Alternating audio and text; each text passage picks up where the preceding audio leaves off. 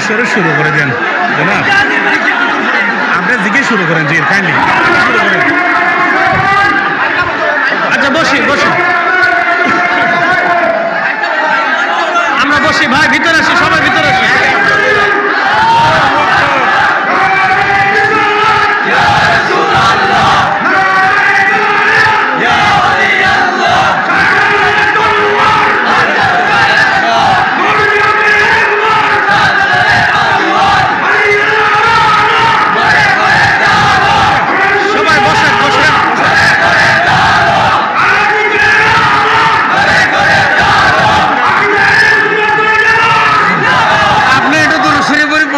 আচ্ছা বসেন সবাই। আল্লাহুম্মা সাল্লি আলা সাইয়্যিদিনা মাওলানা মুহাম্মদ ওয়া আলা আলি সাইয়্যিদিনা আল্লাহুম্মা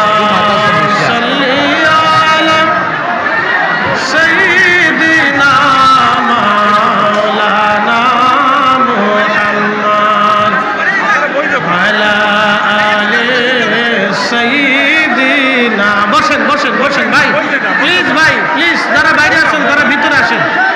বসেন প্লিজ, বসেন, সবাই ভিতরে আসেন প্লিজ, সবাই ভিতরে আসেন, সবাই প্যান্ডেলের ভিতরে আসেন ভাই। যারা মাহফিল মোহাব্বত করেন তারা সবাই ভিতরে আসেন, সবাই ভিতরে চলে আসেন, সবাই আসেন ভাই, সবাই চলে আসেন। লোকটা বুঝে নেয়, সবাই ভিতরে চলে আসেন, আসেন।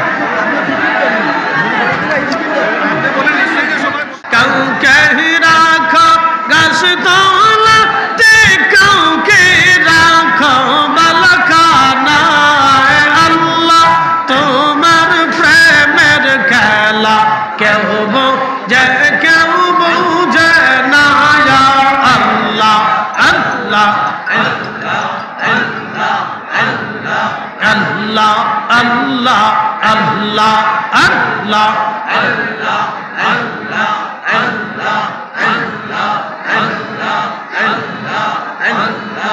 ইউনুস তোমার নামে ছিল মাসে তার গিলে ফেললো, মাসের পেটে রইলেন ইউনুস, গজব কেন হইল না। আল্লাহ তোমার প্রেমের খেলা কেউ বোঝে কেউ বুঝে না। আল্লাহ আল্লাহ আল্লাহ আল্লাহ আল্লাহ আল্লাহ আল্লাহ আল্লাহ আল্লাহ।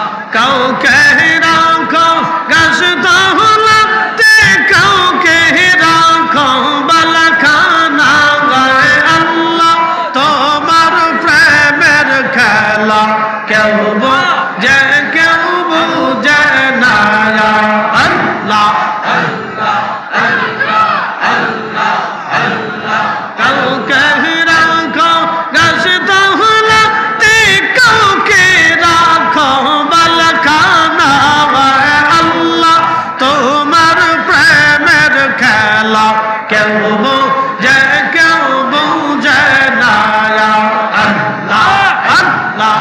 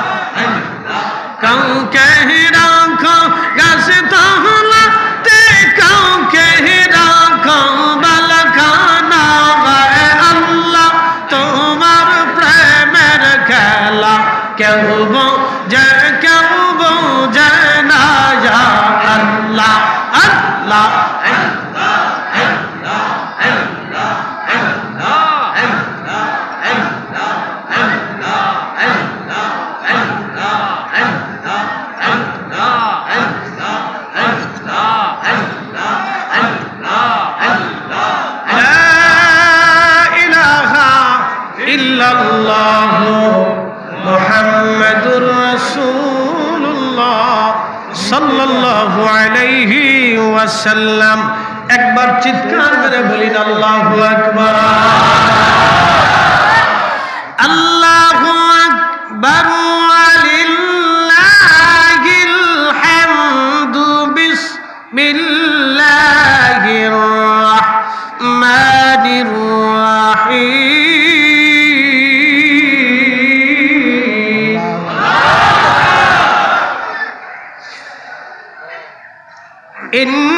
ইন্নাল্লাযীনা আমানু ওয়া আমিলুস সালিহাতি উলাইকা হুম খায়রুল বারিয়া।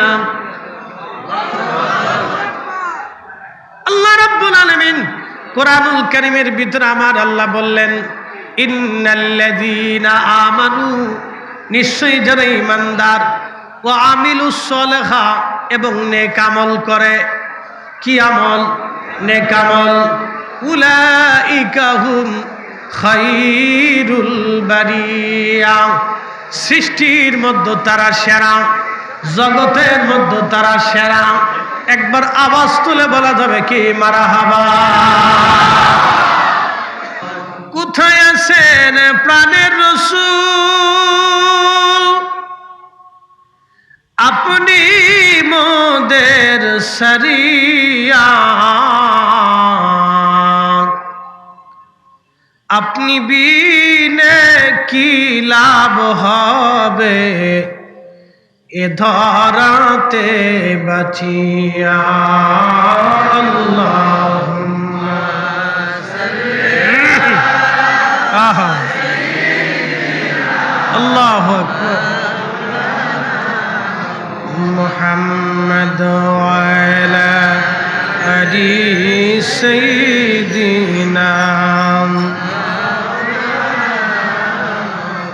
লা ইলাহা ইল্লাল্লাহ, লা ইলাহা ইল্লাল্লাহ, লা ইলাহা ইল্লাল্লাহ। হাসবি রাব্বি জাল্লাল্লাহ, মা ফি কলবি গায়রুল্লাহ। আহা নূর মুহাম্মদ বলি, নূর মুহাম্মদ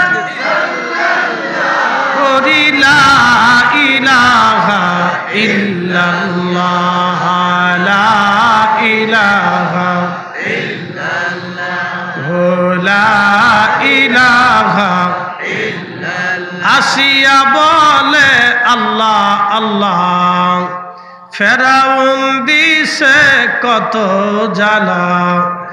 আল্লাহ বলে ও জিবরাইল, আল্লাহ বলে ও জিবরাইল, খুলো হে জান্নাতের তালা।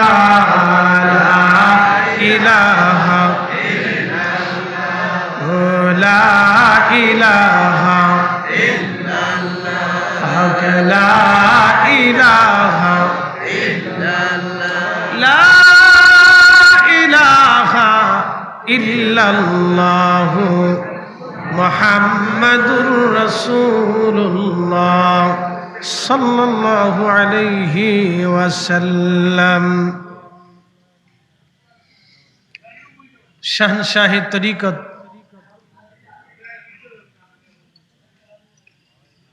তরিকায়ে নকশবন্দিয়া মুজাদ্দিদিয়ার উজ্জ্বল নক্ষত্র, এই মহাদেশের শ্রেষ্ঠতম ওলিয়ে কামিল, আমার পীর, আমার মুর্শিদ, শাহনশাহে তরিকত, রাহনুমায়ে শরীয়ত, শাহ সুফি আল্লামা খাজা বাবা ফরিদপুরি কাদ্দাসাল্লাহু সিররাহুল আজিজ, তেনার প্রতিনিধি, তেনার স্থলাভিষিক্ত আমাদের পরম শ্রদ্ধেয় পীরজাদ আলহাজ খাজা মিয়া ভাইজান মুজাদ্দিদি সাহেবের এবং মেজো ভাইজান মুজাদ্দিদি সাহেবের সদায় অনুমোদন ক্রমে আজকের এই 23তম বাৎসরিক আজিমুশান ইসলামী জলসার সম্মানিত অতিথিবৃন্দ, সম্মানিত আলোচকবৃন্দ, সম্মানিত এলাকাবাসী, অত্র জেলার এবং অত্র থানার বিশ্ব জাকির মঞ্জিল দরবার শরীফের সম্মানিত কর্মী প্রধান, আমার বামে উপবিষ্ট আছেন আমাদের অত্যন্ত মুরব্বী শ্রদ্ধাভাজন ব্যক্তিত্ব, আমাদের প্রিয় ভাই, আজকের এই মাহফিলের সম্মানিত প্রধান আলোচক, আউলিয়া ফেডারেশন বাংলাদেশের সম্মানিত চেয়ারম্যান খাদেমুল হুজ্জাজ হযরত মাওলানা খাজা মাইনুদ্দিন আহমদ জালালাবাদী সাহেব,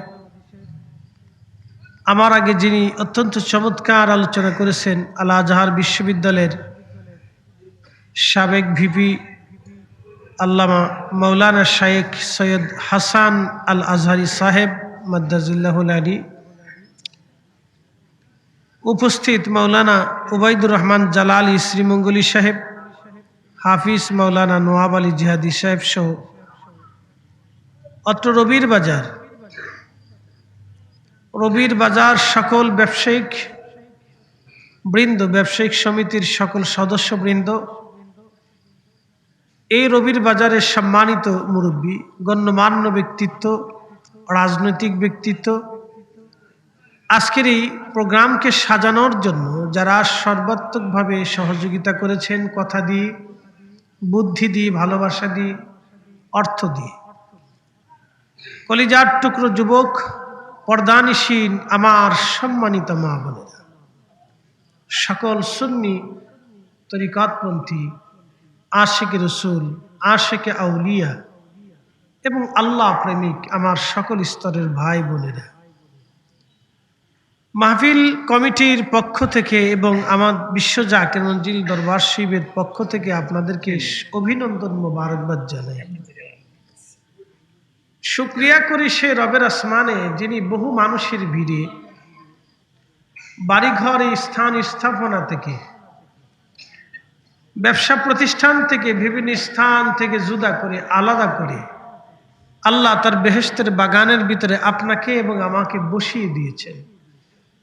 সেই জন্য মনিবের আসমানে আমরা একসাথে শুকরিয়া আদায় করে বলি আলহামদুলিল্লাহ। সাধারণত এখন বৃষ্টি বাদলের দিন আসছে, আল্লাহ আমাদেরকে দয়া করে একটু সুযোগ করে দিছেন। গতকালকেও বৃষ্টি ছিল, বৃষ্টি ছিল, যে কোনো সময় বৃষ্টি আসতে পারে। তো বৃষ্টির দিনে বৃষ্টি আসবেই, আসলেই ভালো। মনে রাখবেন, শীতকালে যদি শীত না পড়ে তাহলে বুঝবেন দুর্ভিক্ষ হবে। যদি বৃষ্টির দিনে বৃষ্টি না হয় তাহলে বুঝবেন দুর্ভিক্ষ সমাগত।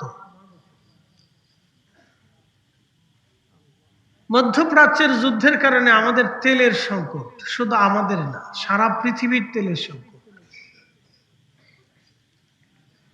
সারা পৃথিবীতে যুদ্ধের রেশ সারা পৃথিবীতে ছড়িয়ে গেছে, সারা পৃথিবী ব্যাপী সমস্যা। শুধু আমাদের সমস্যা না, আমরা দোয়া করি যেন আল্লাহ বাইতুল আকসার বিজয় দান করে। একসাথে জোরে বলে না আমিন। সেটা যার মাধ্যম দিয়েই হোক।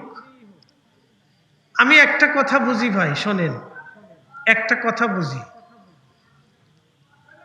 আমি জানি শিয়ারা আমাদের বন্ধু না, আমরাও সুন্নিরা শিয়াদের বন্ধু না। তাদের সাথে আমাদের মত পার্থক্য আছে, আকীদার তফাৎ আছে। কিন্তু ভারতে যখন উগ্রবাদীরা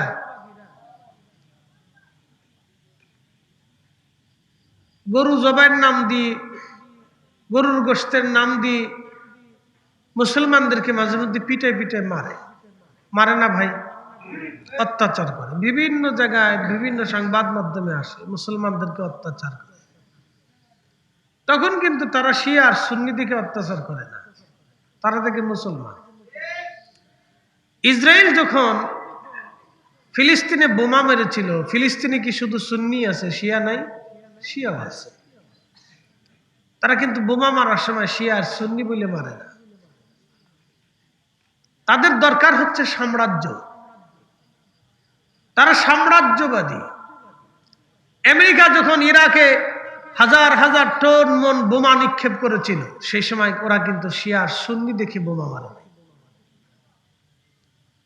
সিরিয়াতে যখন বোমা নিক্ষেপ করেছিল তখন শিয়া আর সুন্নি দেখে মারে নাই।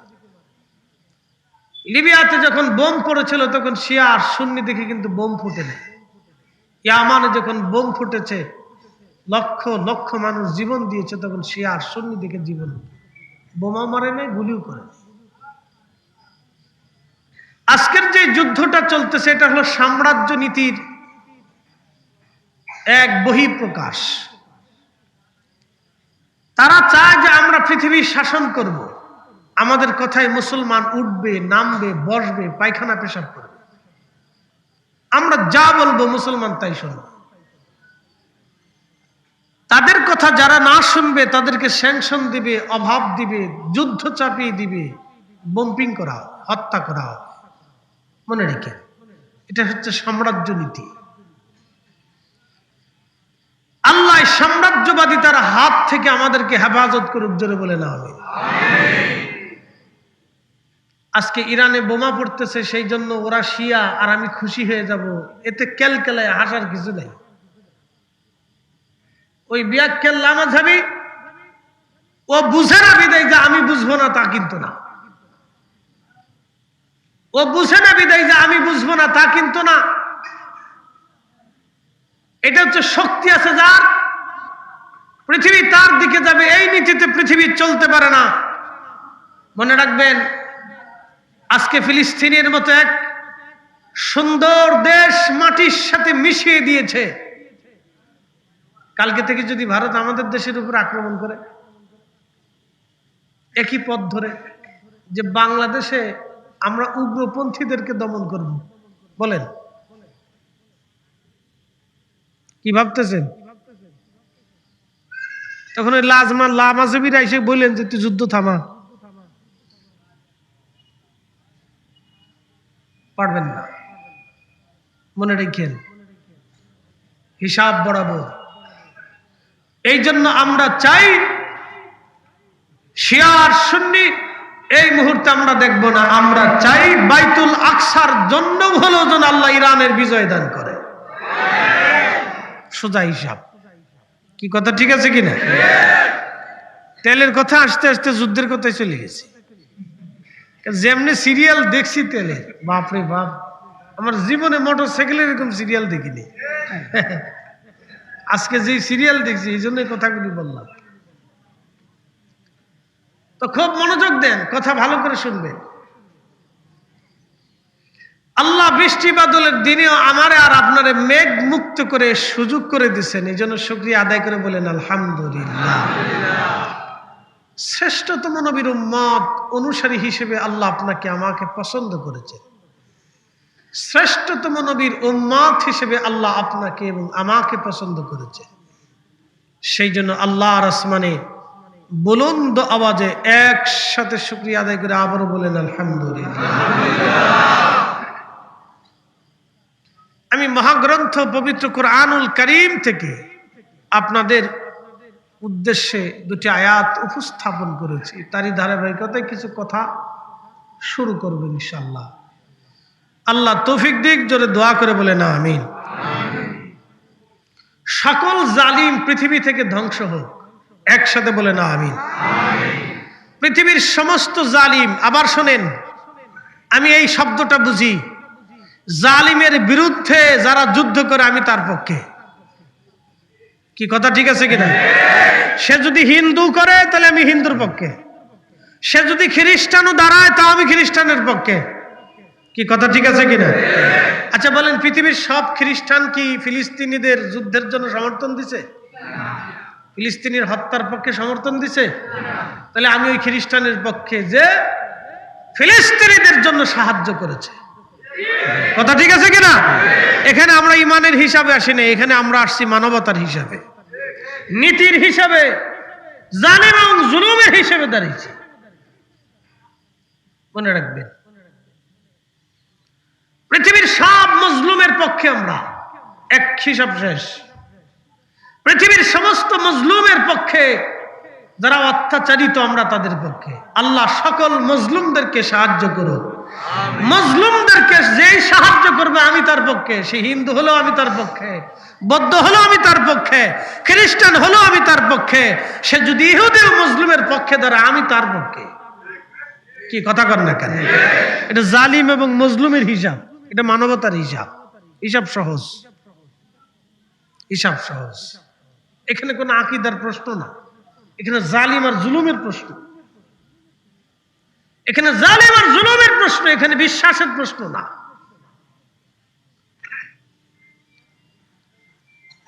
রব্বুল আলামিন কুরআনুল কারীমে বলেন, ইয়া আইয়ুহাল ইনসান, হে মানব সম্প্রদায়, মা গররাকা বিরাব্বিকাল কারীম, কিসে তোমাকে আমি আল্লাহ থেকে জুদা করলো বলো।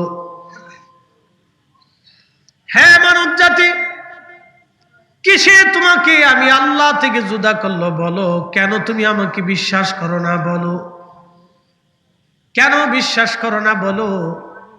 কিসে তোমাকে আমি আল্লাহ থেকে জুদা করলো বলো। এই যে বাংলার আকাশে এখন বসন্ত শেষ দিকে চলে যাচ্ছে, চৈত্র মাস চলে, সামনে বৈশাখ আসবে। বৈশাখ আর জ্যৈষ্ঠ মাস হলো গরমকাল, গ্রীষ্মকাল চলবে। আষাঢ় এবং শ্রাবণ মাস হবে বর্ষাকাল। এখন চলতেছে বসন্তকাল, না শীত না গরম, আবহাওয়া খুবই চমৎকার। একটা ছোট্ট দেশের ভিতরে আল্লাহ 6টা ঋতু দিয়ে রাখছে। ছোট্ট দেশের ভিতরে 6 ধরনের আবহাওয়া দিয়ে রাখছে। বসন্তের পরে আসবে গ্রীষ্ম, গ্রীষ্মর পরে আসবে বর্ষাকাল, বর্ষাকালের পরে আসবে শরৎকাল, শরৎকালের পরে আসবে হেমন্ত, হেমন্তর পরে আবার আসবে শীত।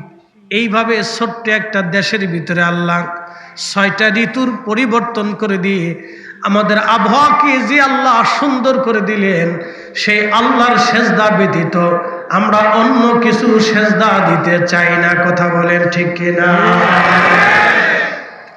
কখনো তোমাকে যদি ভুলি,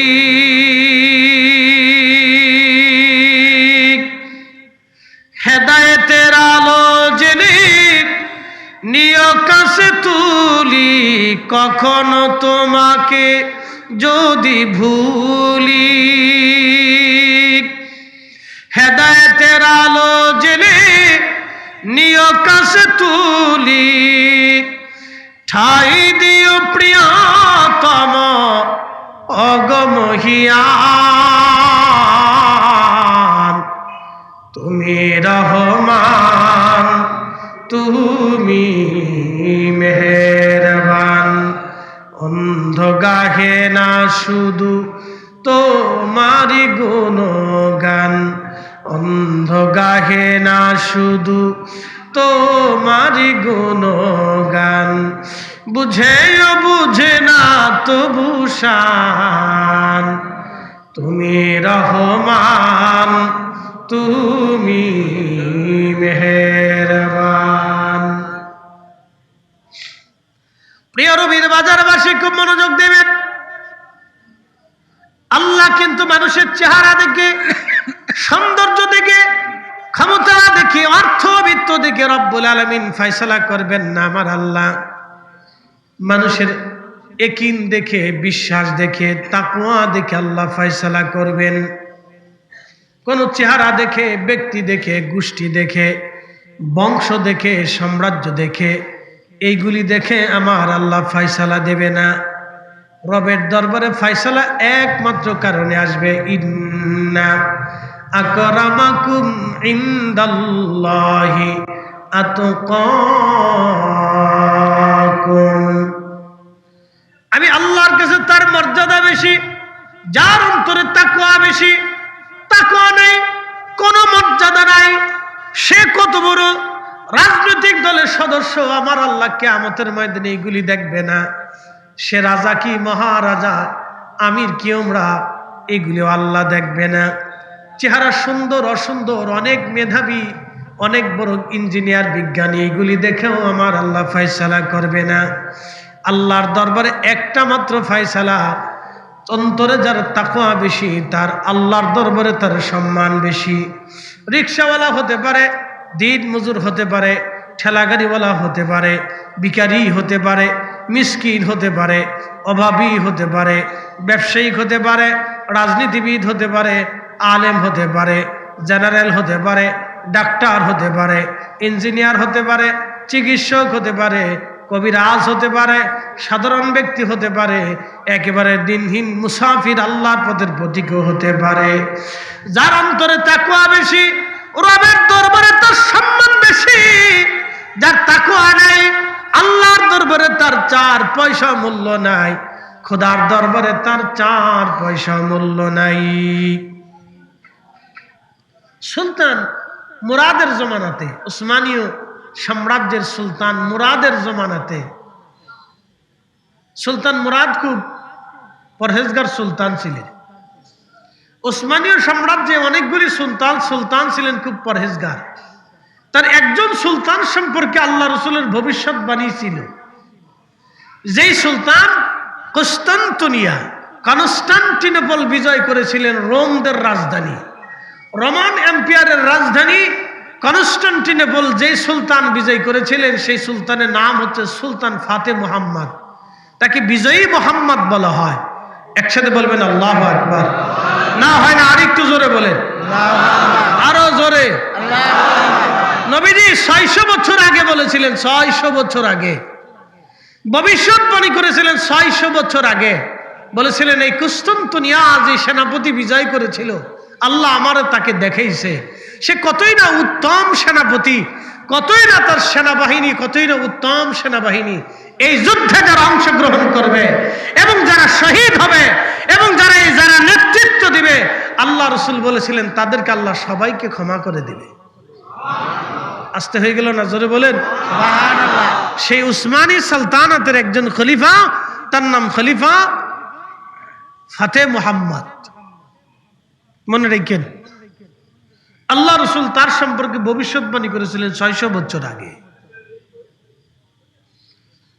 প্রিয় উপস্থিতি হাজিরিন, ভালো করে শুনে যাবেন। এই জন্য সুলতান মুরাদ রাতের আধারে তিনি ঘুরে ঘুরে বেড়ান। সারা রাজ্যের বিভিন্ন স্থানে তিনি ঘুরে ঘুরে দেখেন কে খায় কে খায় না, কে ঘুমায় না, কার কি হালত।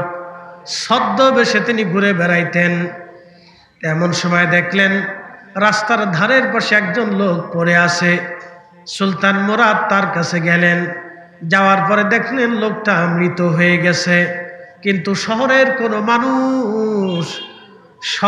কোনো মানুষ তারে ধরেও না, তারে ছয়ও না, তারে নিয়েও না, তারে সাহায্যও করে না।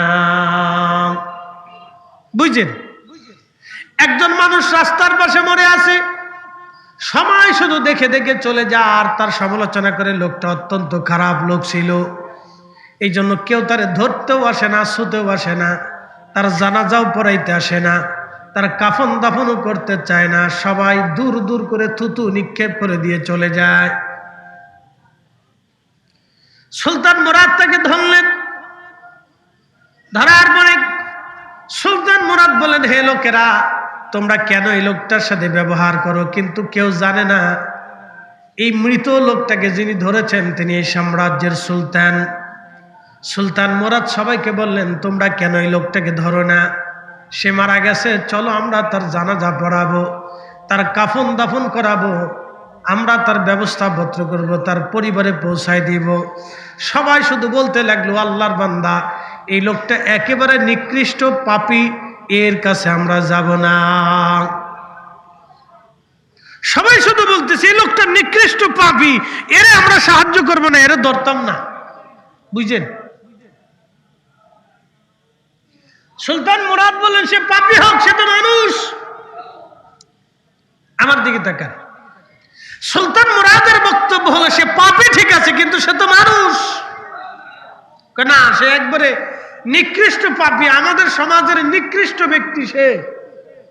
ভালো করে বুঝেন, আমাদের সমাজের নিকৃষ্ট ব্যক্তি সে, আমাদের সমাজের নিকৃষ্ট ব্যক্তি। এরে আমরা জানাজাও দিব না, কাফন দাফনও পড়াবো না, এর সাহায্যও যাব না। সুলতান মুরাদ বললেন, ঠিক আছে, তোমরা যদি না করো তাহলে তার ঠিকানা বলো, আমি নিজে তারে পৌঁছে দিয়ে আসবো। সুলতান মুরাদ তার সাথে যে লোকগুলি ছিল একসাথে করে লোকটার লাশ নিয়ে তার বাড়ির সামনে চলে গেল। স্ত্রী বের হয়ে আসছে, স্বামীর লাশ দেখে স্ত্রী কান্নাকাটি করতে লাগলো, আর স্ত্রী বলতে লাগলো, আল্লাহর কসম, আমি সাক্ষী দিচ্ছি স্বামী আমার, আপনি অনেক বড় পরহেজগার। একবার জোরে বলা যাবে কি মারহাবা? কি বুঝলেন? এই শোনেন, স্ত্রী বলতেছে, আল্লাহর কসম স্বামী, আপনি মারা গেছেন, আমি জানি আপনার এই হালত হবে, আমি সাক্ষী দিচ্ছি আল্লাহর কসম আপনার মতো পরহেজগার নাই, আপনি অত্যন্ত সৎ ছিলেন, ভালো ছিলেন। সুলতান মুরাদ চিন্তায় পড়ে গেলেন, কি ব্যাপার, সমাজ বলতেছে নিকৃষ্ট আর স্ত্রী বলতেছে আপনি উৎকৃষ্ট। স্ত্রী তো আমার সম্পর্কে তো আমার স্ত্রী ভালো জানে, কি কথা ঠিক আছে না? প্রত্যেক সম্পর্কে তার স্ত্রী বেশি ভালো জানে যে সেই লোকটা কেমন, তার চরিত্র কেমন, তার আচার আচরণ কেমন। আমার স্ত্রী আমার সম্পর্কে বেশি ভালো জানে, একবার মাথা থেকে পা পর্যন্ত খুঁটিনাটি আমার স্ত্রী আমার সম্পর্কে ভালো জানে। আপনার স্ত্রী আপনার মাথা থেকে পা পর্যন্ত খুঁটিনাটি সব জানে।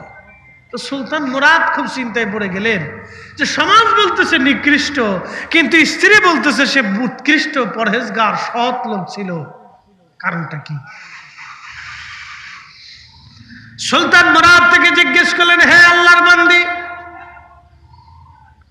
আপনি বলেন তো, সমাজের মানুষ আপনার স্বামী সম্পর্কে নিকৃষ্টতার অভিযোগ দিচ্ছে, আপনার স্বামী বলে খুব খারাপ লোক ছিল, খুবই নিকৃষ্ট লোক ছিল, বলেন তো, আপনি বলতেছেন আপনার স্বামী উৎকৃষ্ট এবং আপনার স্বামী পরহেজগার, কিন্তু সমাজ বলে নিকৃষ্ট, আপনি বলেন উৎকৃষ্ট, বিষয়টা কি বলবেননি?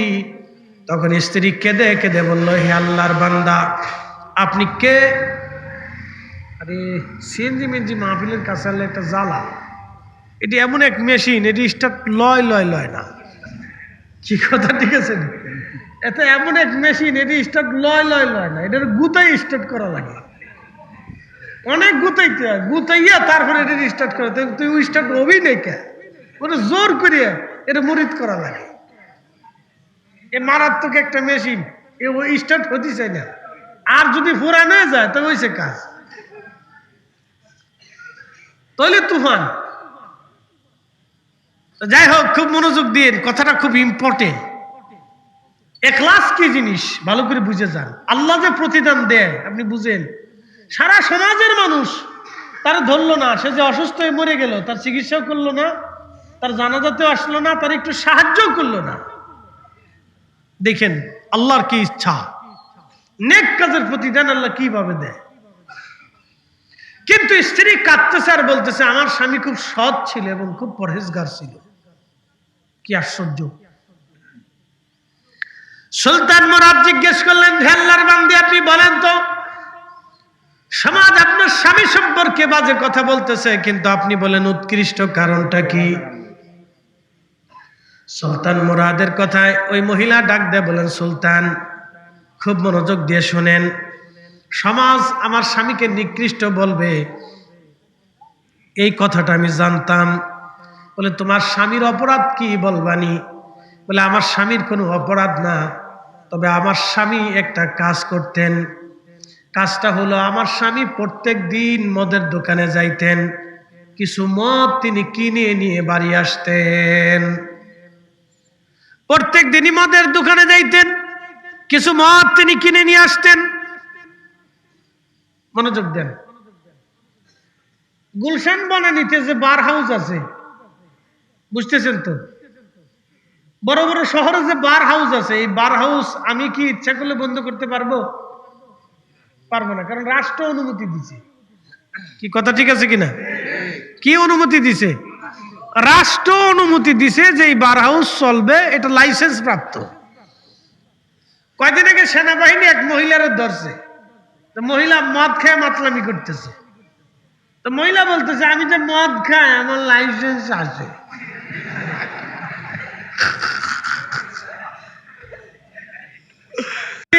স্ত্রীর কপালে যে স্বামী পড়ছে ওই স্বামীর জিন্দিগি শেষ। কি কথা ঠিক আছে নি? ওর স্বামীর জিন্দিগি শেষ। কোন সময় না স্বামীরে আব্বা পেয়ে ফেলাই তো ঠিক নেই তো, ঠিক আছে না? তো কি বেরির বেরি আমার মার খাই আমার লাইসেন্স আছে, এরকম লাইসেন্স সরকার অনেকের দিছে, আর আমি ইচ্ছা করলে বন্ধ করতে পারবো না, কারণ এটা গণপ্রজাতন্ত্রী বাংলাদেশ সরকার। এখানে যে মদ খায় তারও একটু অধিকার দেওয়া আছে, পতিতালয় আছে। এই কি কথা কন, আছে না নাই? পতিতালয় আসেনি? এখন আমি ইচ্ছা করলে কি পতিতালয়ে আগুন ধরাই দিতে পারবো? আচ্ছা বলেন, 5ই আগস্টের পরে এদেশের বহু তৌহিদি জনতা এই বহু মাজার ভাঙছে, কিন্তু একটা পতিতালয় ভাঙতে পারে নাই। পারছেনি? কতক্ষণ না পারছেনি? মাজার ভাঙছে কিন্তু পতিতালয় ভাঙে নাই। কারণটা কি? মাজারে বেশি সমস্যা না পতিতালয়ে বেশি সমস্যা? তাহলে এটা ভাঙলেন না কেন? তারপরে ডাল মে কুছ কালা হে। ইস, ধর্ম বুঝাইতেছি আমরা রে, ভালো করে শুনেন। হ্যাঁ, আমরা বলি না যে সব মাজারই 100% পিওর, আমরা বলতেছি না। মাজারওয়ালার কোনো দোষ না, দোষটা তো মাজার যারা নিয়ন্ত্রণ করে তাদের। এই আস্তে কনকে জোরে বলে, দোষ তো তাদের, মাজারওয়ালার তো কোনো দোষ। খাজা বাবা আজমিরের মাজারেও অনৈতিক কাজ হয়, হয় না ভাই? মাজারের পাশে ঢোলডোগর পিটে গান বাদ্য বাজায় এমন এক অবস্থা করে যে এর দিকে তাকানোর কোনো সুযোগ নাই। কিন্তু এটা কি খাজা বাবা আজমিরির দোষ? একসাথে বলবেন, দোষ নাই, কখনো না, ওনার দোষ না। যারা মাজারকে নিয়ন্ত্রণ করে তাদের দোষ। কিছু কিছু মাজারে অনৈতিক কাজ হয়, ইসলামিক কাজের বাহির্ভূত কাজ হয়, আমরা জানি, আমরা স্বীকার করি না। কিন্তু পতিতালয়, সমস্ত পতিতালয়তে, সমস্ত বার হাউসে, সমস্ত মদের দোকানে যে অনৈতিক কাজ হয়, হারাম কাজ হয়, নাজায়েজ কাজ হয়, জেনা হয়, ব্যভিচার হয়, এটা সমাজের একবারে আধা পাগল থেকে বুড়া পর্যন্ত, কানা থেকে চোখলা পর্যন্ত, শিক্ষিত থেকে অশিক্ষিত পর্যন্ত, মহিলা থেকে পুরুষ পর্যন্ত সবাই জানে। ভাঙ্গার তো দরকার ছিল মদের হাউস, কি কথা ঠিক আছে নি? ভাঙার দরকার ছিল আপনার এটা কি কয় পতিতালয়, তা তো পারেন না। খুব মনোযোগ দেন। তো আমি তো ইচ্ছা করলে পতিতালয় ভাঙতে পারবো না, কারণ গণপ্রজাতন্ত্রী বাংলাদেশ, আইন আছে, তাদেরকে সুযোগ দিতে হবে। এটা পৃথিবীর গণতান্ত্রিক নিয়মে আইন আছে, তাদের সুযোগ দিতে হবে। আপনি জানতো আজকে একটা পতিতালয়ে আগুন ধরাই দিয়ে দেখেন, পরের দিন আমেরিকা আপনার স্যাংশন দিবে। যান, আমেরিকা স্যাংশন দিবে। ওই যে ইউরোপ আপনার ভিসা বন্ধ করে দিবে, বুঝছেন না? ওরা অনৈতিক কাজ করছে, বুঝতেন নি? শতান কোথাকার, কত বড় শতান সারা পৃথিবীতে ক্ষমতায় রয়েছে। ওই যে এখন আমেরিকার যে শতান আছে, এটা তো পাগল। কি কথা কর নাকি? ও তো আধা পাগল, আমরা দেশের এই লেরা পাগলের মতো। সকালে এক কথা কয়, দুপুরে এক কথা কয়। পাগলে কি কয় জানেনি? কয় ইরান আমার প্রস্তাব দিছিল তাদের সর্বোচ্চ নেতা বানানোর জন্য, আয়াতুল্লাহ বানানোর লেগে হেরে বলে প্রস্তাব দিছে। আমি শুনি, আমি তখনই বলছি এই পাগল ছাগল ছাড়া আর কিছু না, ওর মাথায় বিরাট বড় সমস্যা আছে। সারা পৃথিবীতে বিশ্বযুদ্ধ লাগানোর বুদ্ধি করছিল। ভাগ্যিস এই যুদ্ধে যদি নেটো জড়ায় যাইতো, তাহলে পৃথিবীতে বিশ্বযুদ্ধ বেঁধে যেত। নেটো জড়ানোর সাথেই পৃথিবীতে বিশ্বযুদ্ধ বেঁধে যেত। এত সময় দেখতেন যে কত বড় কঠিন কঠিন বোমা পৃথিবীর উপর পড়তেছে, তার হিসেব ছিল না। যাক, ইউরোপিয়ানরা ভালো একটা কাজ করছে, এই পাগলের যুদ্ধের সাহিদাই নেই। এটা একটা মাথা পাগল লোক। তো খুব মনোযোগ দেন। তো সুলতান মোরাদ ওই মহিলাকে বলতেছে, আপনার স্বামীর কি গুণ ছিল বলেন তো? বলতেছে, আমার স্বামী প্রত্যেক দিন মদের দোকানে যাইতো, মদ কিনে নিয়ে এসে বাড়িতে এসে ওই মদগুলি ডাস্টবিনের ভিতরে ফেলে দিয়ে আমাকে বলতো, বিবি রে, আজকে কিছু মানুষকে মদ থেকে ফিরাই রাখার সুযোগ আল্লাহ আমারে দিল। একসাথে কেন মারহাবা। লোকটার উদ্দেশ্য কি ভালো না খারাপ? ভালো না? কিন্তু মদের দোকানে যে গেছে, এলাকার লোক তো দেখছে, মদের দোকান থেকে যে মদ কিনে নিয়ে এসে বাড়ি পর্যন্ত এসে এলাকার লোক দেখছেন, এলাকার লোকে খায়, এত সুট্টা মদ খায়। কিন্তু এলাকার লোক জানে না যে মদ সে ঘরের ভিতরে এনে ডাস্টবিনে ফেলে দেয়। এলাকার লোক আবার এটা জানে, এটা জানে তার স্ত্রী। এটা জানে কেডা? স্ত্রী। সুলতান মুরাদ বলতেছেন, আল্লাহর বান্দি বলেন তারপরে কি? বলে প্রত্যেকদিন আমার স্বামী মদের দোকান থেকে মদ কিনে এনে ডাস্টবিনের মধ্যে মদ ফেলে দিয়ে বলতো, বিবি রে, আজকে অন্তত কিছু মানুষকে আমি মদ থেকে, মদের নেশা থেকে বাঁচাই দিলাম। আল্লাহ আমারে সুযোগ করে দিল, আমি তাদেরকে বাঁচাইলাম। অর্থাৎ কিছু মদ কিনে ফেলে দিলাম। ওই মদগুলি যদি দোকানে থাকতো তাহলে কিছু মানুষ খাইতো।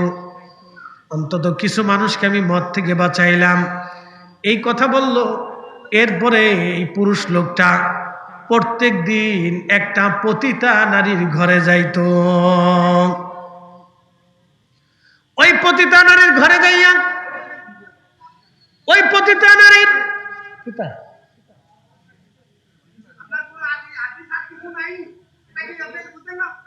পিতা কি হয়েছে?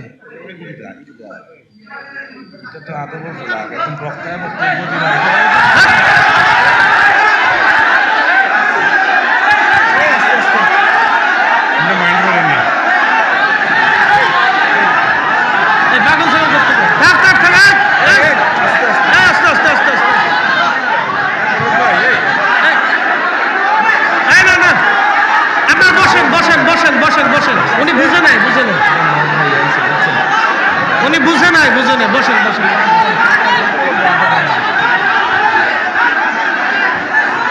ঠিক আছে, কিছু হয়ে যাক। না না, উনি বুঝে নাই, থাক বুঝে নাই ভাই, উনি বুঝে নাই, থাক। এই বসেন, সবাই বসেন। পাগল আপনি এটা বলে দেন। আচ্ছা, ওনার এটা অসুস্থতা আছে ভাই, ওনার অসুস্থ লোক,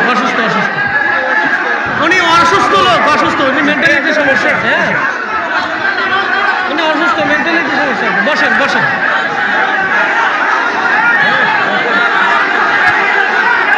আপনারা বসেন, উনি মেন্টালিটি সমস্যা আছে।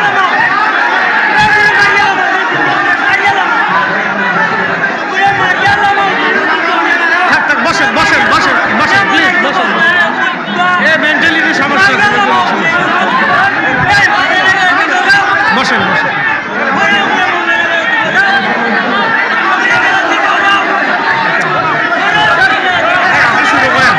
বসেন, সবাই বসেন। আচ্ছা, আমি বসে দিচ্ছি।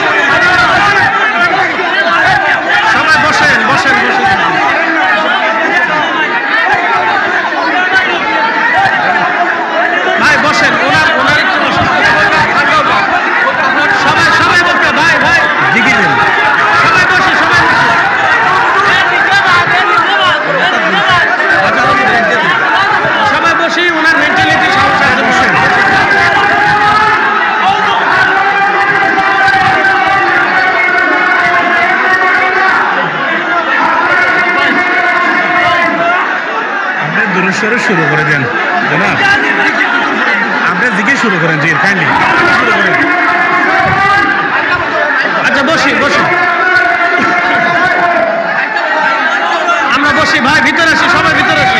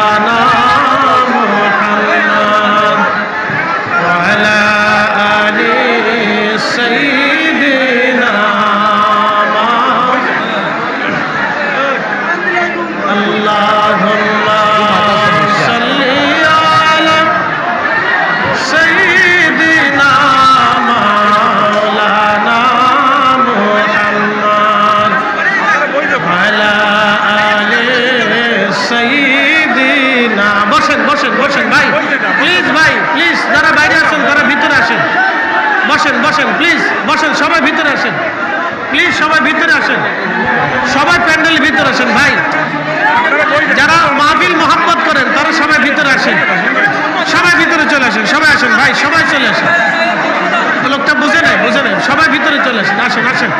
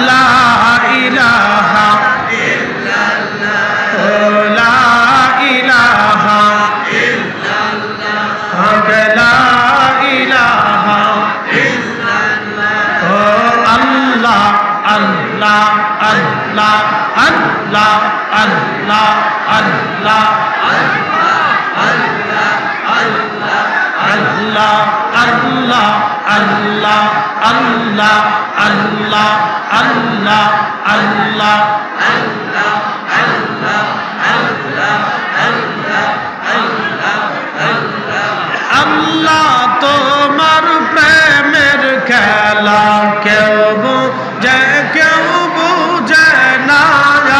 আল্লাহ আল্লাহ আল্লাহ তোমার প্রেমের খেলা কেউ বুঝে কেউ বুঝে না। আল্লাহ আল্লাহ কাউকে রাখো গাছ তলাতে, কাউকে রাখো বালাখানায়।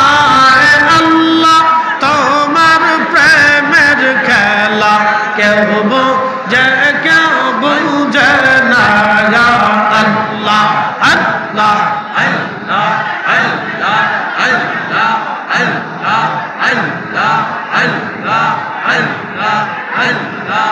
ইব্রাহিম তোমার নবী ছিল, নমরুদের আগুনে ফেলল, আগুন হইল ফুল বাগিচা, পশম কানে পড়ল না। আল্লাহ তোমার লীলা খেলা কেউ বুঝে কেউ বুঝে না। আল্লাহ আল্লাহ আল্লাহ আল্লাহ আল্লাহ আল্লাহ আল্লাহ আল্লাহ আল্লাহ। কাউকে রাখো গাছ তলাতে, কাউকে রাখো বালাখানায়। আল্লাহ তোমার প্রেমের খেলা কেউ বুঝে কেউ বুঝে না। আল্লাহ আল্লাহ আল্লাহ আল্লাহ আল্লাহ আল্লাহ আল্লাহ আল্লাহ আল্লাহ আল্লাহ আল্লাহ আল্লাহ আল্লাহ আল্লাহ আল্লাহ আল্লাহ। ইউনূস তোমার নবী ছিল, মাছে তারে গিলে ফেলল, মাছের পেটে রইলেন ইউনূস, হজম কেন হইল না। আল্লাহ তোমার প্রেমের খেলা কেউ বুঝে কেউ বুঝে না। আল্লাহ আল্লাহ আল্লাহ আল্লাহ আল্লাহ আল্লাহ আল্লাহ আল্লাহ আল্লাহ। কাউকে রাখো গাছ তলাতে, কাউকে রাখো বালাখানায়। আল্লাহ তোমার প্রেমের খেলা কেউ বুঝে কেউ বুঝে না।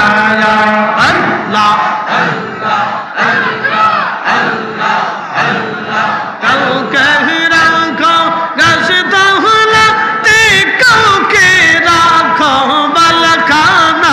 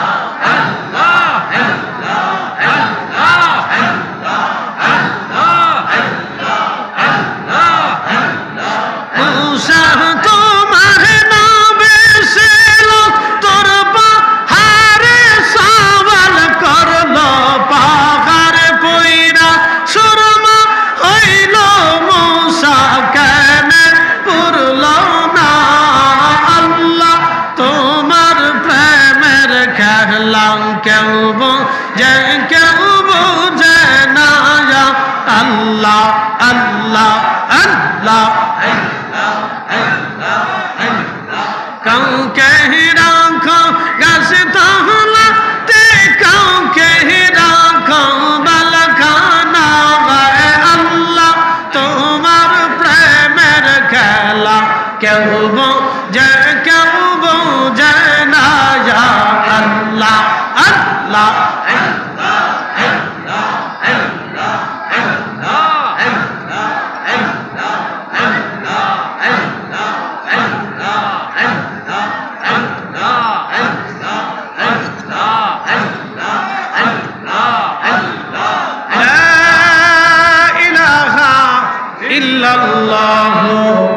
মুহাম্মাদুর রাসূলুল্লাহ সাল্লাল্লাহু আলাইহি ওয়াসাল্লাম। একবার চিৎকার করে বলিন আল্লাহু আকবার। আল্লাহু আকবার ওয়ালিল্লাহিল হামদু বিসমিল্লাহির রাহমানির রাহিম।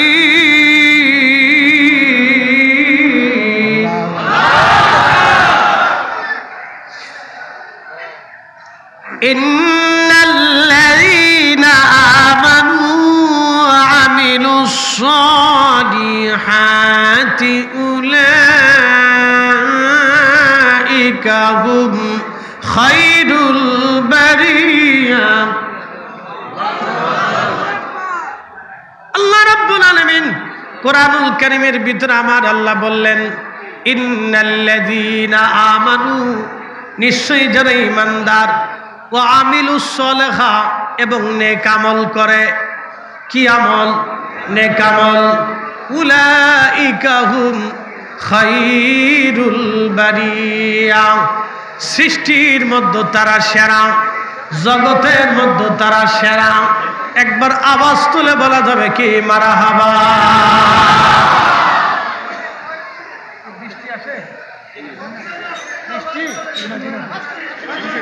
বৃষ্টি আসলে আসুক না, বৃষ্টি কার? আমরা কার? মাহফিল কার?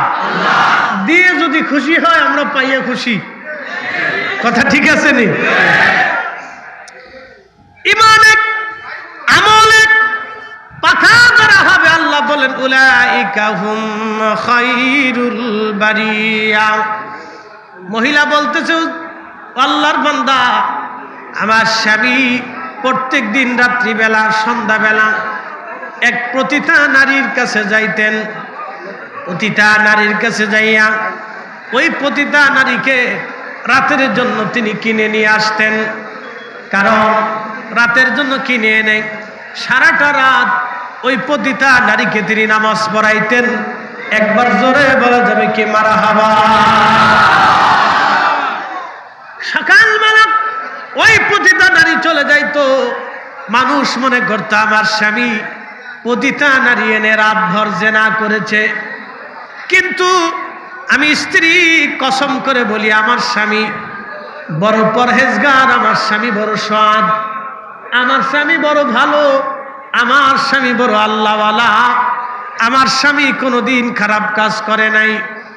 ওই পতিতা নারীরে আমার স্বামী রাতের জন্য এনে নামাজ পড়াইয়া ঘরের ভিতরে রেখে আমার স্বামী আমারে বলতো, বিবি রে, আজকে অন্তত একটা রাতের জন্য হলো এই পতিতা নারীরে জেনা থেকে আমি ফিরাইলাম, আর একজন পুরুষকে জেনা থেকে আমি ফিরাইলাম।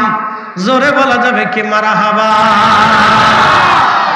এই জন্য আল্লাহ বলেন নিশ্চয় যারা ঈমানদার এবং যারা আমল নেক কাজ করে, ভালো কাজ করে, উলাইকা হুম খায়রুল বারিয়া, জগতের মধ্যে তারা সেরা, সৃষ্টির মধ্যে সেরা। আমার রব এরপরে বলেন জাযাউহুম ইনদা রাব্বিহিম জান্নাতু আদনিন তাজরি মিন তাহতিহাল আনহার আনহারু খালিদিনা ফিহা আবাদা। রব্বুল আলামিন বললেন এই ঈমানদার এবং নেক আমল যারা করবে, জাযাউহুম ইনদা রাব্বিহিম জান্নাহ, আমি তাদের জন্য একটা জান্নাত বানাইলাম।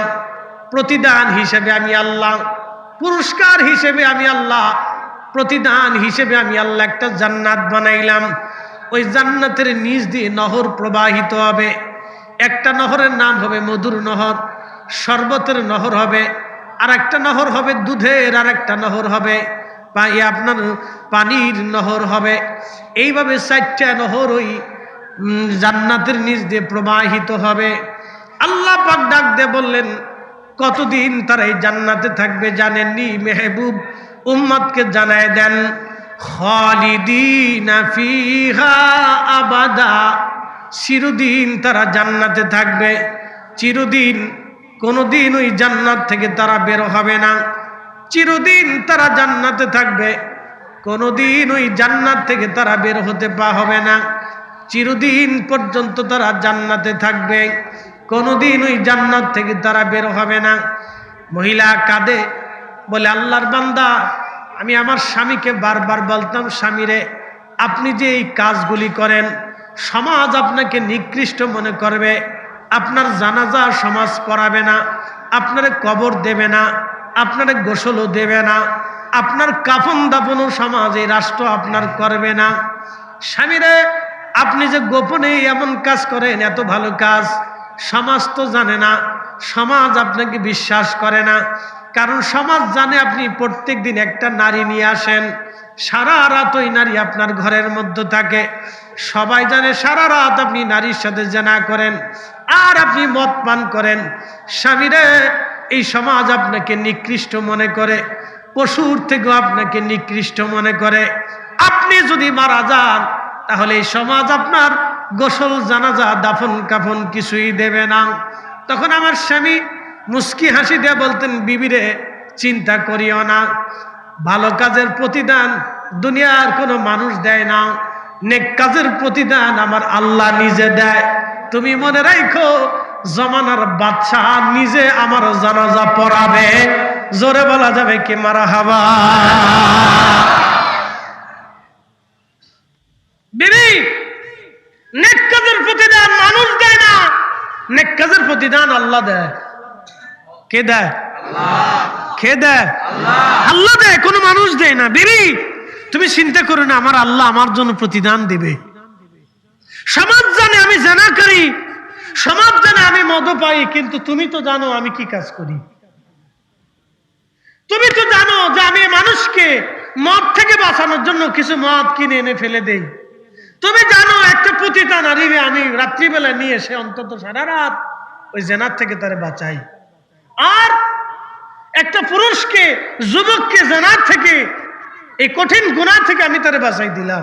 বিবি কেউ না জানলে তুমি জানো, সমাজ জানে আমি অন্যায় করি, কিন্তু শোনো আমার রব জানে আর তুমি জানো আমি অন্যায় করি না, আমি নেক কাজ করি। বিবি প্রতিদান তুমিও দেবা না, আল্লাহ নিজে দিবে। বিবি রে চিন্তা করিও না, আমার আল্লাহ আমার জমানার বাদশা দিয়ে আমার জানাজা করাবে। আল্লাহু আকবার। সুলতান মুরাদ চোখের পানি ছেড়ে দিলেন, কাঁদতে লাগলেন। তিনি বলতে লাগলেন, আহা সেই জন্য কি আল্লাহ আমার ঘর থেকে বের করেছেন? আজকে রাত্রিবেলা আমি ছদ্মবেশী এই শহরে ঘোরার জন্য আল্লাহ আমাকে নিয়ে আসছেন, আর এই মরা ব্যক্তির লাশের পাশেই আল্লাহ আমাকে পৌঁছাই দিলেন। এরে কাঁধে করে আল্লাহ আমার বাড়ি পর্যন্ত পৌঁছাইলেন। ও আল্লাহর বান্দি, চিন্তা করো না, তুমি সাক্ষী দিয়েছো তোমার স্ত্রী, তোমার স্বামী বড় পরহেজগার। আল্লাহ পাকের এই কুদরত থেকে আমি বুঝলাম এই ব্যক্তি পরহেজগার। তোমার সামনে যিনি দাঁড়িয়ে আছেন তিনি এই সাম্রাজ্যের সুলতান, উসমানী সালতানাতের সুলতান। আমি সুলতান মুরাদ, আমি নিজে তার জানাজা পড়াবো এবং রাজ দরবারের সামনে মহাসম্মানে তার জানাজা হবে। একবার জোরে বলা যাবে কি আল্লাহু আকবার? আল্লাহু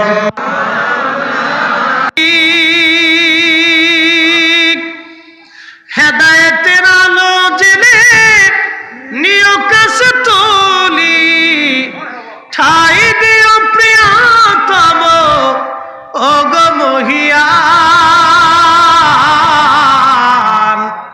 তুমি রহমান, তুমি মেহেরবান, তুমি রহমান, তুমি মেহের। অন্ধ গাহে না শুধু তোমারি গুণগান, অন্ধ গাহে না শুধু তোমার গুণগান, বুঝেও বুঝে না তবু শান। তুমি রহমান, তুমি মেহেরবান। আল্লাহুম্মা আল্লাহুম্মা সাল্লি আলা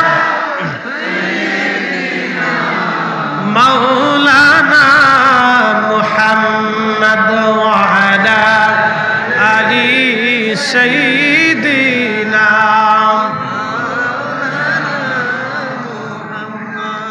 সুলতান মুরাদ রাজ দরবারের সামনে নিয়ে বিরাট আয়োজনে ওই ব্যক্তির জানাজার নামাজ আদায় করলেন।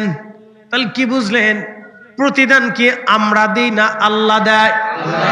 মনে রাখবেন, আল্লাহ বললেন ফামান ইয়ামাল মিসকালা যাররাতিন খায়রান ইয়ারা ওয়া মান ইয়ামাল মিসকালা যাররাতিন শাররান ইয়ারা।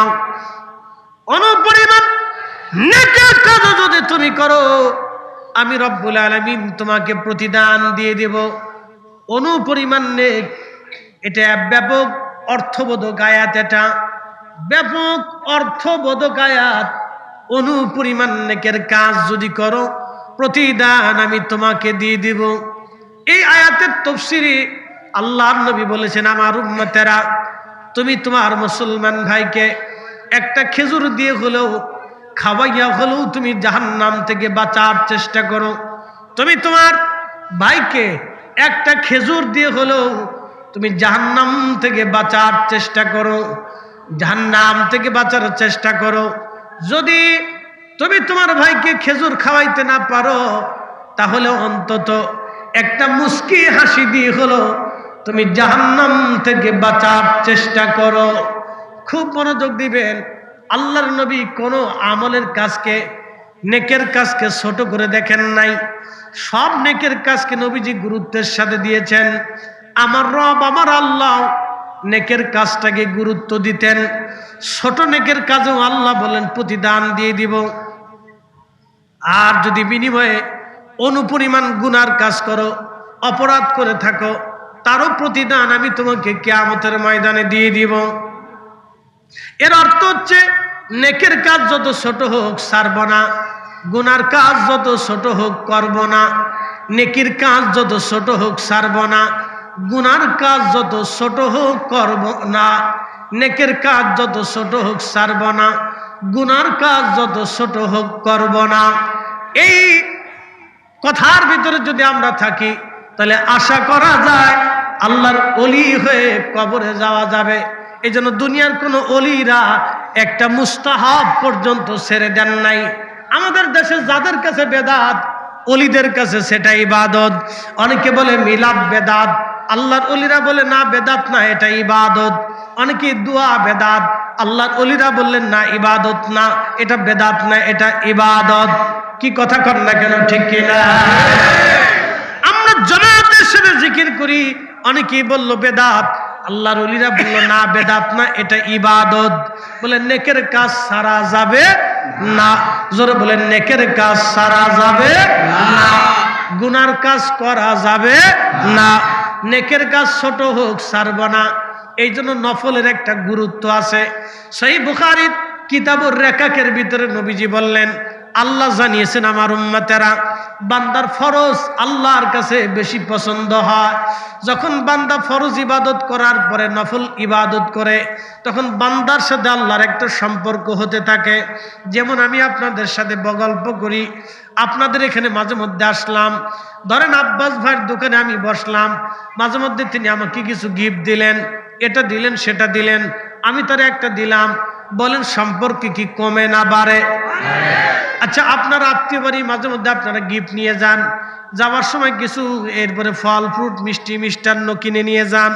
আবার আপনার আত্মীয় সুন্দর করে আপনারা আপ্যায়ন করলো, আপ্যায়ন করার পরে ওই আপনাকে একটা গিফট দিল, একটা ঘড়ি কিনে দিল, অথবা আপনাকে একটা চশমা কিনে দিল, একটা শার্ট কিনে দিল, প্যান্ট কিনে দিয়ে বলল, বন্ধু আপনি আসছেন, কিছু দিতে পারি নাই, কবুল করে নেন, একটা ঘড়ি আপনাকে উপহার দিলাম।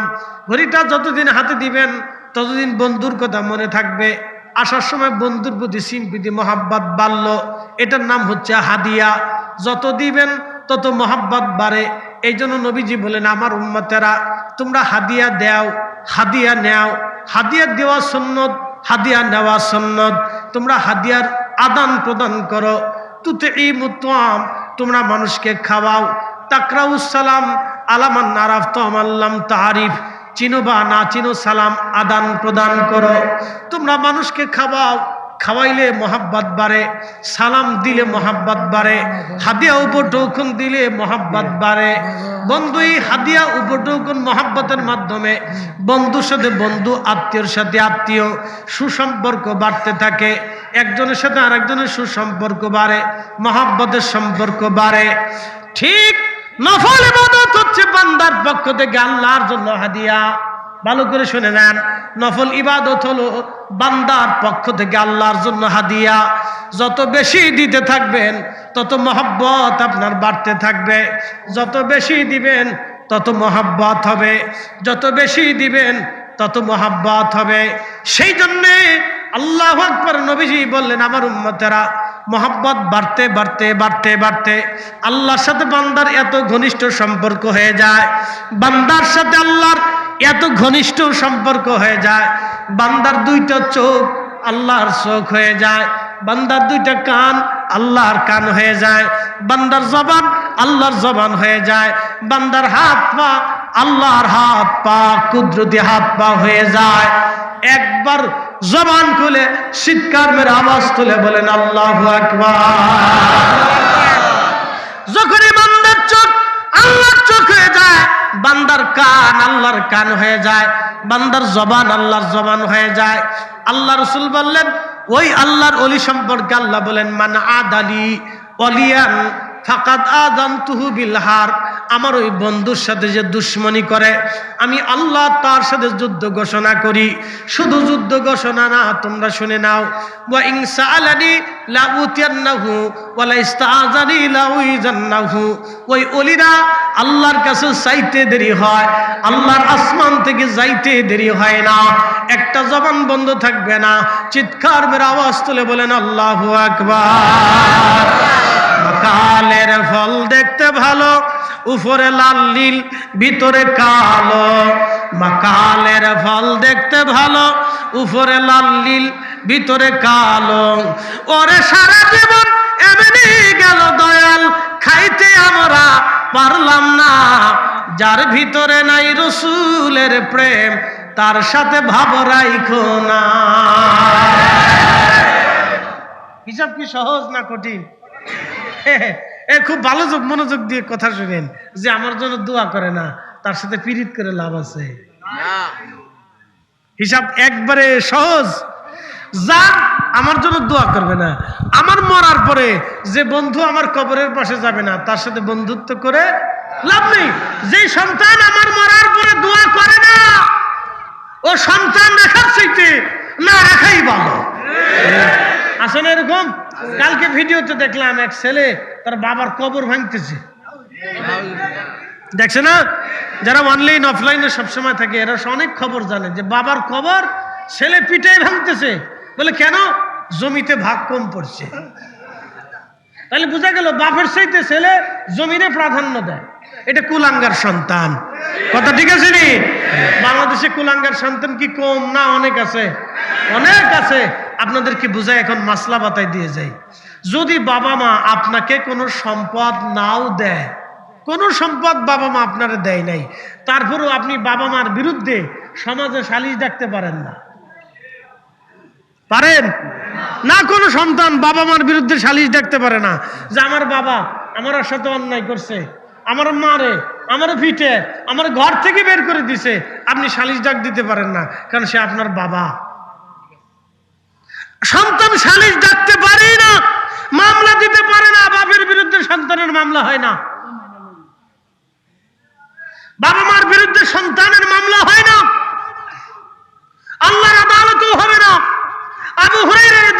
আনহু মার বিরুদ্ধে যে রাসূলের দরবারে বিচার দিয়েছিলেন, আল্লাহ রাসূল বলছেন এই বিচার গ্রান্টেড হবে না, মঞ্জুর হবে না, চলে যাও। একসাথে কোন আল্লাহু আকবার। বুঝে নেন এবার, নবী ফিরাই দিছে, কেউ এটা মঞ্জুর হবে না, চলে যাও।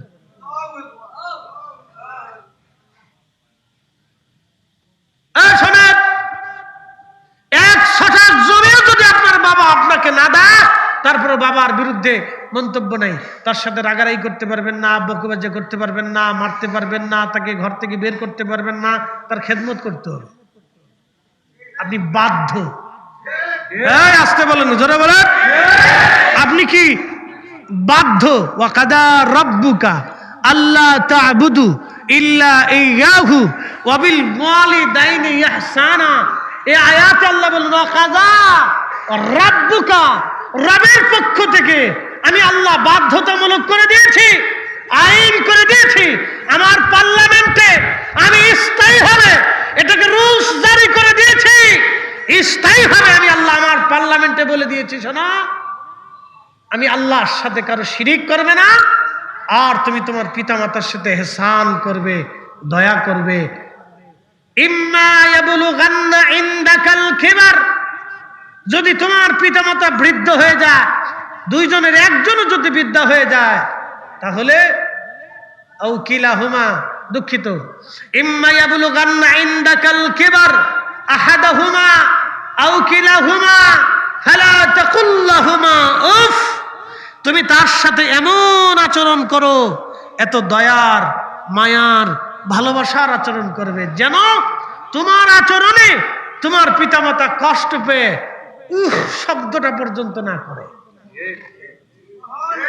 আরে জুব্বাটা ছিল রে রঙে নাকি সিরে নাই? আচ্ছা সিরে নাই, রঙে ধরছে, জুব্বারে রঙে ধরছে, কিতা করতাম। যিনি চেয়ারটা দিছে তিনি মনে নতুন রং করে দিছে, যে হুজুরে বই তো নতুন করে দিয়ে দেয়, তো নতুন দিতে যাই তো আমার বাস দিয়ে লাইছে একবার।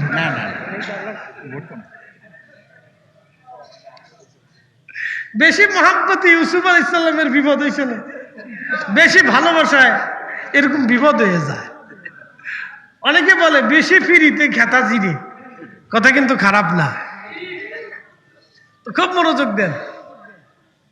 তো যে কথা বলছিলাম, আল্লাহর আইনে, আল্লাহর বিধানে আপনি বাবা মার বিরুদ্ধে মামলা দিতে পারবেন না, কারণ আল্লাহ নিজে বলে দিয়েছেন শব্দটা পর্যন্ত যেন না করে। এরপরে আল্লাহ ওয়াজ করছেন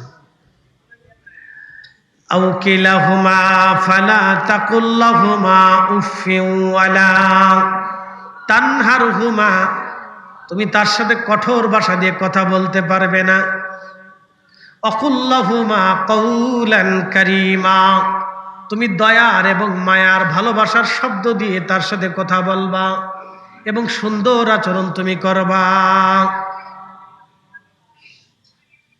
আখফিদ লাহুমা জানাহাজ যুল্লি মিনার রাহমা, আল্লাহ বলেন আমি আমার পার্লামেন্টে আইন করে দিলাম, তোমার যত রহমত আছে, যত দয়া আছে, ভালোবাসা আছে, সব ভালোবাসা দয়া তুমি তোমার বাবা মার জন্য বিছায়ে দিবা, একটা জবান বন্ধ থাকবে না। জোরে বলেন আল্লাহু আকবার। আরবির বাজারবাসী শুনে নেবেন, আমার আল্লাহ এখানে শেষ করেন নাই, আমার আল্লাহ আরো বললেন আমি আল্লাহর পার্লামেন্ট থেকে তোমাদের জন্য আইন করে দিলাম, তোমার পিতামাতা যদি মারা যায়, ওকুর রাব্বিরহামহুমা কামা রব্বায়ানি সগীরা, একসাথে বলেন রব্বিরহামহুমা কামা।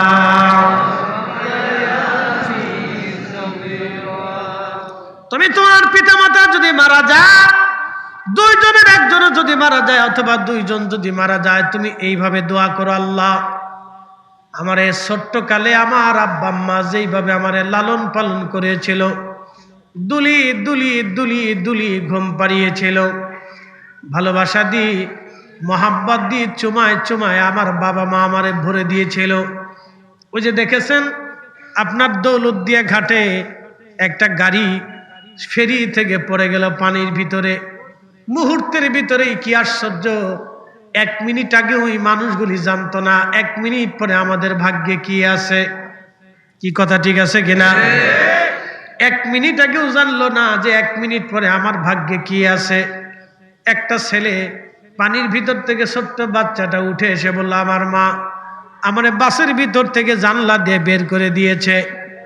মা মরে গেছে, কিন্তু নিজের কলেজার টুকরা সন্তানটাকে বাসের ভিতর থেকে মা বের করে দিয়েছে। কি বুঝলেন? মা জীবন দিয়ে প্রমাণ করে গেছে, সন্তান আমি তোমাকে ভালোবাসি। এই ভালোবাসার বিনিময় পৃথিবীর সব কিছু দিয়েও যদি আপনি দেন তারপরেও আদায় হবে না। আরে মা বাবার বিরুদ্ধে মামলা করে তো দূরের কথা, প্রশ্নই আসে না, আল্লাহর আইনে নেই। কোন সন্তান পিতা মাতার বিরুদ্ধে সালিশ ডাকতে পারে না, আল্লাহর আইনে নেই, আল্লাহর সংবিধানে নেই, আল্লাহর কোরআনে নেই, রাসূলের জিন্দেগিতে নেই, নবীর তরিকার ভিতরে নেই। কোন পিতা মাতার বিরুদ্ধে সন্তান মামলা দিতে পারে না, সালিশ ডাকতে পারে না, 1 শতক জমি না দিলেও পারে না। বলে হুজুর তাহলে উপায় কি? যদি পিতামাতা আপনাকে সম্পদ থেকে মাহরুম করে সেই বিচার আল্লাহ করবে। কথা ঠিক আছে কিনা? সে বিচার কে করবে? আল্লাহ করবে, আমাদের করার অধিকার নেই, আল্লাহ করবে। যদি আপনার পিতামাতা আপনাকে কোনো সম্পদ না দিয়ে থাকে তো সে ফয়সালা আল্লাহ করবে, রব করবে, আপনি পারবেন না। প্রিয় উপস্থিতি হাজিরিন, আর যদি বাবা মা মারা যায় অধিক পরিমাণে দোয়া। এই জন্য বলছিলাম যে সন্তান পিতামাতার জন্য দোয়া করে না, ওই সন্তান থাকার চাইতে না থাকা ভালো, ঠিক কিনা? আল্লাহ আমাদের প্রত্যেকের ঘরে যেন এরকম সুসন্তান দিয়ে দেন। আপনাদের বুলন্দ নসিব, 360 জন অলির দেশে আপনাদের জন্ম হয়েছে। একসাথে বলবেন আল্লাহু আকবার। পৃথিবীর অলি যেখানে গেছে ইসলাম সেখানে গেছে। কয়েকদিন আগে মালদ্বীপে গিয়েছিলাম, এই মালদ্বীপে আল্লাহ ইসলাম নিয়েছেন। ইব্রাহিম ইস্কান্দারি রহমাতুল্লাহের হাত ধরে ওনার মাজার আমি জিয়ারত করেছি। ওনার মাজারটা সুন্দর করে সংরক্ষণ করে রাখা আছে, খুবই চমৎকার সুন্দর করে ঘরের মতো মাজার নির্মাণ করে রাখছে। ইব্রাহিম ইস্কান্দারি রহমাতুল্লাহ আলাইহি উনি কালেমা নিয়ে এসেছেন ওই মালদ্বীপে 400 বছর আগে। চলে গেলাম মালয়েশিয়া, 15 বছরের একবারে ছোট্ট দ্বীপের ভিতরে একজন আল্লাহর ওলি ঘুমিয়ে আছেন, শায়েখ ইসমাইল বগদাদি আল হাসানি বল হুসাইনি হুজুর গাউসে পাকের আওলাদ। 900 বছর আগে ওইখানে কালেমার দাওয়াত দিয়ে ওইখানে ঘুমিয়ে আছেন। তার অর্থ হলো আল্লাহর ওলি যেখানে গেছে আল্লাহ সেখানে ইসলাম পাঠিয়ে দিয়েছে। অলিরা যেখানে গেছে ইসলাম সেখানে গেছে। একটা জবান বন্ধ থাকবে না, জোরে বলেন আল্লাহু আকবার। চীনের গোয়াংজুতে ঘুমিয়ে আছেন সাদ বিন আবি ওয়াক্কাস, উনি আসলেন, ইসলামও আসলো। ওনার মাধ্যম দিয়ে ইসলামের দরজা ওই অঞ্চলে খুলে গেল। সুদূর Uzbekistan, Turkmenistan, Azerbaijan, Chechnya, Bosnia, Herzegovina, এই বলকান অঞ্চল, এই অঞ্চলটাকে আগে বলকান বলা হতো। এখান দিয়ে বহু অলিরার বিচরণের কারণে ইসলাম ওইখানে ছড়িয়ে ছিটিয়ে গেল। সারা পৃথিবীর যেখানে বলে গেছে ইসলাম সেখানে গেছে। আপনি বুঝেন তো ভারতের এখনো কত মানুষ গরুর পূজা করে, গরুর পেশাব খায়। ভারতের অনেক হিন্দু, সব হিন্দু গরুর পেশাব খায় আমি সেটা বলবো না, সব হিন্দু এই মতে না। অনেক হিন্দুরা এই গরুর পেশাব কর বিরোধিতাও করে, আমি দেখছি। কি কথা ঠিক আছে না ভাই? আমি সব হিন্দুর দোষ দিব না। কিছু হিন্দু আছে গরুর পেশাব খায়, এরা গরুর পেশাবরে পবিত্র মনে করে, দুধ বাদ দিয়ে মুদ খায়, বলদ বুঝে না। কি কথা ঠিক আছে কিনা? ও ভালো জিনিস বাদ দিয়ে ফসা জিনিস খায়, ওর মাথার ভিতরে গ্যাস্ট্রিকই ধরছে, বুঝে না। ও নতুন নতুন, ওই পাগলের মতো নতুন আর কি, বুঝে না। বেটা বুঝে সারে নাই যে কি হবে, পাগল বুঝে না এরা। একজন বক্তা ওয়াজ করতে হলে তাকে অনেক আনুষঙ্গিক উপমা দিয়ে বুঝাইতে হয়, কারণ এখানে সবাই সাইকুল হাদিস বসে রয়েছে না যে আমি খালি হাদিস কব। এখানে কি কথা ঠিক আছে কিনা? এখানে কি সবাই আলেম যে আমি সবসময় খালি কোরআন থেকে একটার পর একটা আয়াত কব আর অর্থ কব আর আপনি বুঝে নিবেন? বিষয়টা তো এরকম না। একজন বক্তার কাজ হলো আনুষঙ্গিক কিছু উপমা দিয়ে, পদ্ধতি দিয়ে, কিছু রংসং দিয়ে, কথা ডান বাম দিয়ে, ওই উপর নিচ দিয়ে, আন্তর্জাতিক দেশীয় সবকিছু দিয়ে বিশ্লেষণ করে তারা বুঝাইতে হয়। কথা ঠিক আছে কিনা? বুঝে না, হে মনে করছে আমি এখানে আরবি ক্লাস করতে আইছি। আরে ও বুঝে নাই যে আমরা হাদিস যখন পড়ছি তখন আমরা উস্তাদরাও কত উপমাটাই না আমরা হাদিস বুঝাইতো। কি কথা ঠিক আছে না? এখানে তো আল্লামা সাহেব কেবলা ফুলতুলি রহমতুল্লাহ এক বিরাট একটা খেদমত আপনাদের সিলেটে আছে, কোরআনের শিক্ষা। একসাথে বলেন আল্লাহু আকবার। সিলেটের অন্তত 100 জনের ভিতরে আমি মনে করি 50 জনই আছে কোরআনের ভিতরে পারদর্শী, সে কারি। অন্তত দারুল কিরাত থেকে কিছুটা হলেও কোরআন শরীফ সহিহ শুদ্ধ মতো পড়ে বুঝতে শিখছে। দাড়ি মোছ নাই কিন্তু কারি। মারহাবা কর। আছে না এরকম যে নামাজ পড়াইতে দিলে এই 5 বছরও নামাজ পড়াবে, কোনো কিছু অসুবিধা নাই। এটা অবদান আল্লামা ফুলতুলি রহমতুল্লাহ খেদমতের কারণে এটা হয়েছে। মারহাবা কর।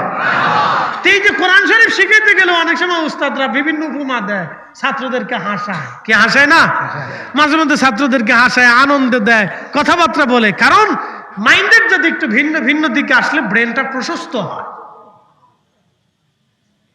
সবাই যদি সব বুঝতো তাহলে তো সবাই বক্তা হয়ে যেত। বুঝছেন না? বুঝছে না, নতুন আর কি।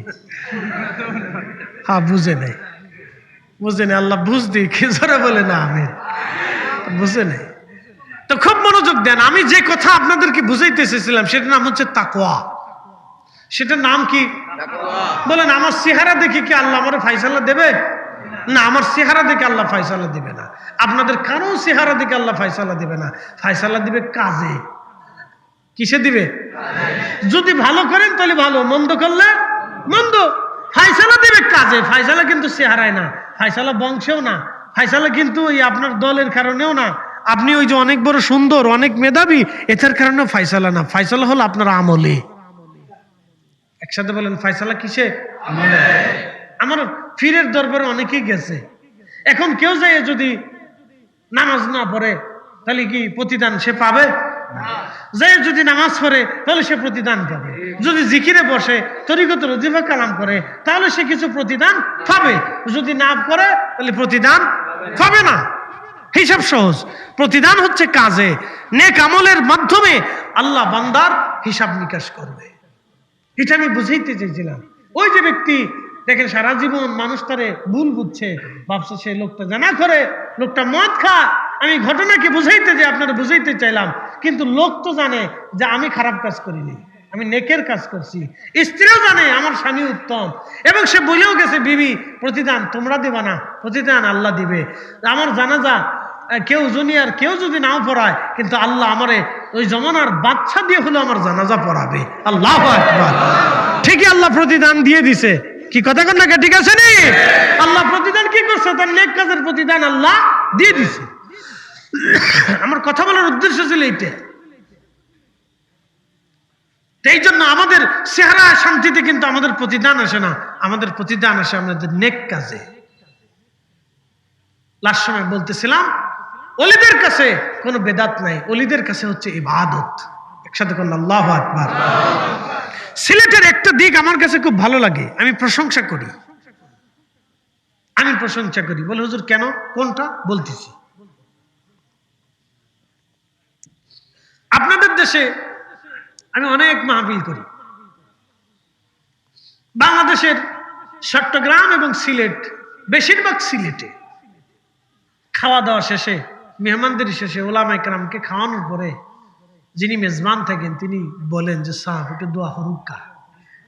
দোয়া হরুক্কা আপনাদের আঞ্চলিক ভাষায় সাহেব দোয়া হরুক্কা, অর্থাৎ সাহেব আপনি একটু দোয়া করেন। আমরা মেহমানদারি করছি, আপনি মেহমান, আপনি একটু দোয়া করে দেন, মেহমানের দোয়া কবুল হয়। সেটা কোন আল্লাহু আকবার। কাজ তো অনেক উত্তম। এটা শিখাইল কে? নিশ্চিত আল্লামা সাহেব কেবলা ফুলতুলি। কি কথা কন না? উনি শিখাইছে না? একসাথে কোন আল্লাহু আকবার। উনি শিখাইছে না? কথা কন না কেন? উনি শিখাইছে না? তো বাংলাদেশের এই সিলেটের যত ব্যক্তি দোয়া করবে এই উনার শিখানোর কেন উনি কি নেকি পাবে না? কথা কন না কেন? উনি পাবে না? আমার পীর মুর্শিদ আপনাদের ফাতিহা শিখিয়েছেন, নফল শিখিয়েছেন, জিকির শিখিয়েছেন, দোয়া শিখিয়েছেন, জিয়ারত শিক্ষা দিয়েছেন। বলেন লক্ষ লক্ষ মুরিদরা যখন এই ফাতিহা দোয়া জিকির আজকার করে তখন কি উনার পীর মুর্শিদ আমার পীর মুর্শিদের নেক আমলে কি সেটা যোগ হয় না?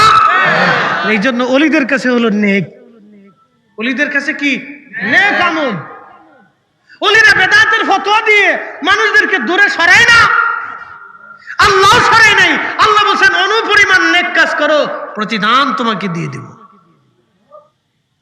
অনুপরিমাণ যদি গুনাহ করো তারও বেনিফিট আমি তোমারে দিয়ে দেব।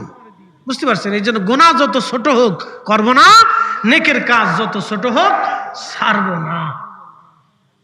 অনেকের দৃষ্টিতে যেটা বেদাত ওলিদের দৃষ্টিতে সেটা ইবাদত, অনেকের দৃষ্টিতে যেটা বেদাত ওলিদের দৃষ্টিতে সেটা ইবাদত।